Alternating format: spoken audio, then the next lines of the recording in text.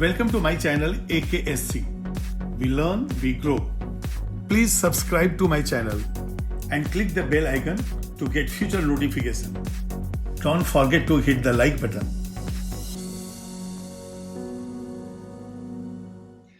Hello everyone, इस video में मैं डिस्कस करने वाला हूं एटॉमिक रेडियस ट्रांजिशन एलिमेंट्स का। जैसा आपको मालूम है कि एस ब्लॉक और पी ब्लॉक के बीच में जो है ये होता है डी ब्लॉक, और डी ब्लॉक में भी यदि सेकंड डी ग्रुप को छोड़ दें तो सारे के सारे ट्रांजिशन एलिमेंट्स हैं। तो यहाँ पे कंप्लीटली मैं 3D सीरीज के बारे में डिस्कस करूंगा, और जो 3D सीरीज का ट्रेंड है वैसा ही 4D एंड 5D में है। तो चलिए हम स्टार्ट करते हैं जनरल इलेक्ट्रॉनिक कॉन्फ़िगरेशन से। देखिए, हर बार हमें जनरल इलेक्ट्रॉनिक कॉन्फ़िगरेशन लेना ही है। तो यहां पे पहले मैं ले रहा हूं फोर्थ पीरियड, और जो फोर्थ पीरियड इसको हम क्या कहते हैं? 3D series. ये हो गया आपका 3D सीरीज। तो अब यहां पे हम देखेंगे कि जो फर्स्ट एलिमेंट है वो हो गया आपका स्कैंडियम, जो 21 है, और इस तरह से हम देख रहे हैं कि लास्ट एलिमेंट कौन सा है? जिंक 30। और हमारे पास एलिमेंट्स अब यदि टोटल हम लिखें तो scandium, titanium, vanadium, chromium, manganese, iron, cobalt, nickel, copper, और लास्ट में फिर हो गया जिंक। ये थोड़ा जिंक को हटके बना देते हैं क्योंकि ये ऑड है इसके अंदर। ठीक है, तो ये देखिए एटॉमिक नंबर 21, 22, 23, 24, इस तरह से जो है हम पूरे एटॉमिक नंबर लिख लेंगे क्योंकि ग्राफ के अंदर हमें इसकी जरूरत होगी। ठीक है, तो ये जिंक जो है ये 30 हो गया, और ये जिंक जो है ये हटके है। क्यों? क्योंकि ये डी ब्लॉक है, ट्रांजिशन नहीं है। तो आपने देखा कि यहां पे 4s2 3D1 कॉन्फ़िगरेशन है। किसके लिए? स्कैंडियम के लिए। इसके बाद आपने देखा कि क्रोमियम, यहां पे मैं कुछ सेलेक्टेड ले रहा हूं क्योंकि क्रोमियम, मॉलिब्डेनम एंड टंगस्टन में जो अनपेड इलेक्ट्रॉन ज्यादा है उसकी वजह से काफी हार्ड है, तो वो चीज भी डिस्कस हो जाएगा। और यहाँ पे क्रोमियम का पहले देखते हैं, तो ये है 4s1 3D5। अभी देखिए आप, हुंसुल अप्लाई किया गया है, अनपेड इलेक्ट्रॉन कितने हो गए? 6 हो गए। तो उसी तरह से यदि हम नेक्स्ट मॉलिब्डेनम लेते हैं तो मॉलिब्डेनम में क्या हो जाएगा? ये 5s1 4D5। और जैसे कि आपको मालूम है कि नेक्स्ट जो टंगस्टन होता है एज पर आपको प्रिंसिपल होता है, उसमें हुंसुल अप्लाई नहीं होता है। तो ये होता है 6s2, और ये हो जाएगा 5D4, और इसके बाद 4f14 तो है ही ऑलरेडी।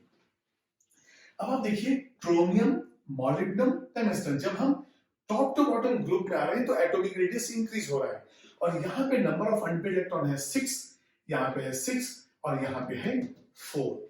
इसकी वजह से हम देखते हैं कि क्रोमियम, मॉलिब्डेनम एंड टंगस्टन जो है बहुत ही हार्ड है क्योंकि इनके number of unpaired electrons more है। ठीक है, अब हम आते हैं स्कैंडियम से। जब हम लेफ्ट से राइट जब जा रहे हैं 3D सीरीज के अंदर, तो ऑर्बिट नंबर आउटरमोस्ट 4s है, पेनल्टी में 3D है, और इलेक्ट्रॉन्स जो फिल हो रहे हैं वो 3D में 1 by 1 करके जा रहे हैं। तो जैसा आपको मालूम है कि if the electrons are being filled in the same orbit, तो न्यूक्लियर चार्ज वहां पे इंक्रीज होता है और साइज डिक्रीज होता है। जैसा आपने पीरियोडिक टेबल में पढ़ा होगा कि टॉप टू बॉटम जब हम जाते हैं तो एक एक ऑर्बिट जो है ऐड होता है, जिसकी वजह से एटॉमिक रेडियस इंक्रीज होता है। लेकिन जब हम लेफ्ट से राइट किसी पीरियड में जाते हैं तो एलिमेंट्स में ऑर्बिट नंबर वही है, इलेक्ट्रॉन्स उसी ऑर्बिट के अंदर ऐड हो रहे हैं लेफ्ट से राइट जब हम जा रहे हैं पीरियड के अंदर, तो वहां पे साइज डिक्रीज होता है। अब ट्रांजिशन एलिमेंट्स में हम देखते हैं कि साइज जो है वो क्रोमियम तक जो है डिक्रीज होता है। ये देखिए, यहां से एटॉमिक रेडियस क्रोमियम तक डिक्रीज हुआ, फिर थोड़ा सा जो है Mn जो है इंक्रीज हो जाता है, और उसके बाद फिर निकल तक जो है ये डिक्रीज हो गई। ये देखिए यहाँ पे इंक्रीज, मैं ग्राफ बनाऊंगा लेकिन कम से कम यहाँ याद होना चाहिए कि स्कैंडियम से क्रोमियम तक ये डिक्रीज हो रहा है, तो ये डिक्रीज हो गया ऐसे। उसके बाद स्लाइटली Mn के लिए इंक्रीज हुआ और फिर निकल तक डिक्रीज होता है और फिर निकल से जिंक तक ये इंक्रीज होता है। ठीक है, तो चलिए इसको भी मैं ऐसा स्लाइड में ऐसे इंक्लाइन जैसे कर देता हूं, जैसे ये डिक्रीज हो गया। ये देखिए, मेरे ख्याल से अब ये क्लियर होगा कि ये जो डिक्रीज हुआ, तो स्कैंडियम से क्रोमियम तक डिक्रीज होता है, स्लाइटली Mn के लिए इंक्रीज होता है, फिर निकल तक जो है डिक्रीज होता है और फिर कॉपर का जो है और जिंक का धीरे से इंक्रीज हो जाता है। ठीक है, तो हम क्या कहते हैं कि डिक्रीज तो क्रोमियम तक हुआ, उसके बाद ऑलमोस्ट कॉपर तक सेम है, लेकिन थोड़ा सा यहाँ वेरिएशन आ रहा है जो हम ग्राफ में भी देखेंगे। तो सबसे पहले हम क्या लिखेंगे, यहाँ पे एटॉमिक रेडियस डिक्रीजेस फ्रॉम कहां से कहां तक, स्कैंडियम 21 से लेके क्रोमियम 24 तक। ठीक है, तो यहां से हमने कहा ये यहां से क्रोमियम तक decrease, slightly increases for Mn, then slightly increases for Mn। Chromium से थोड़ा सा Mn का ज्यादा हो गया। अब Mn से निकल तक स्लाइटली डिक्रीज होगा, फ्रॉम Mn टू निकल, यहां पे क्या हो जाएगा, डिक्रीजेस। हम एटॉमिक रेडियस की बात कर रहे हैं, तो वो एटॉमिक रेडियस जो वहां पे डिक्रीज हो गया, निकल तक तो डिक्रीज हो गया। अब स्लाइटली ये इंक्रीज कहां तक होगा, जिंक तक। यहां लिखेंगे स्लाइटली इंक्रीजेज फ्रॉम निकल टू जिंक। ये बिल्कुल क्लियर हो गया आपको।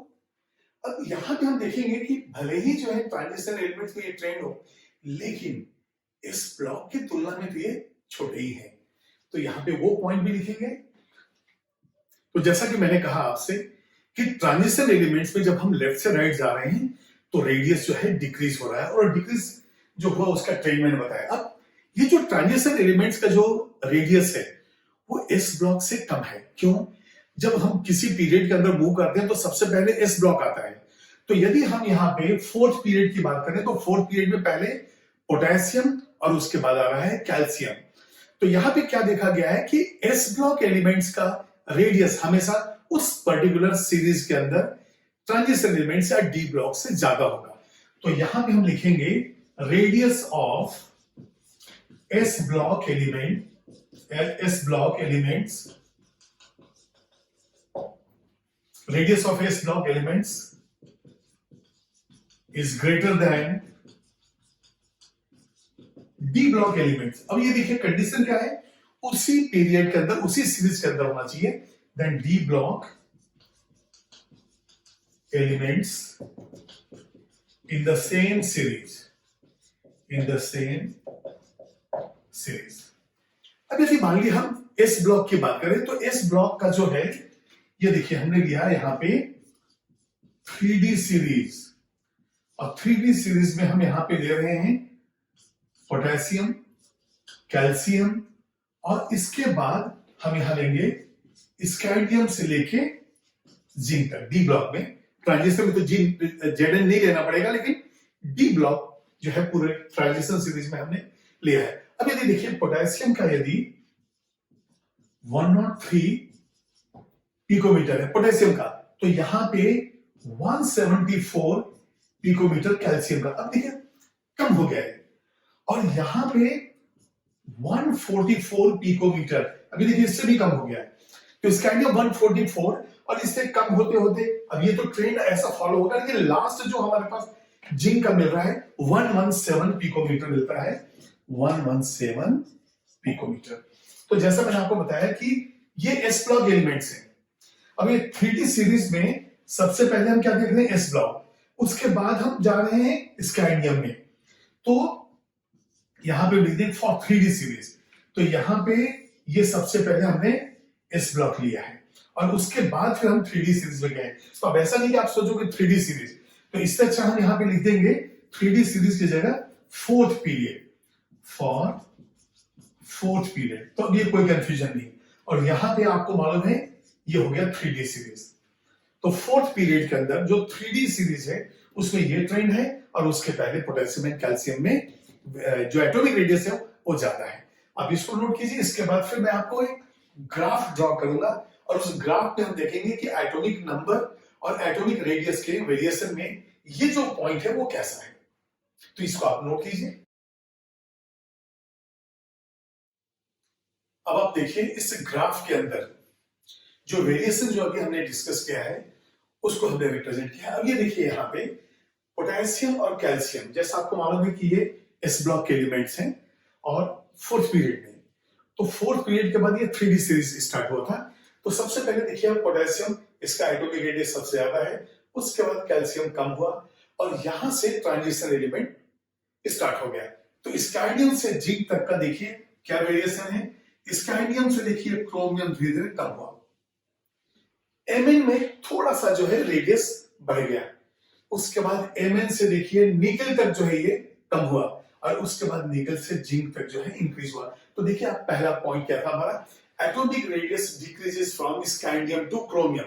ठीक है, हम देखते हैं स्कैंडियम से ये क्रोमियम तक डिक्रीज हुआ, then slightly increases for MN, थोड़ा सा इंक्रीज हो गया और फिर एमएन से निकल तक जो है वो डिक्रीज हो रहा है। तो देखिए एमएन से निकल तक डिक्रीज हो गया, देन स्लाइटली इंक्रीजेस फ्रॉम निकल टू जिंक और ये थोड़ा सा आगे बढ़ गया।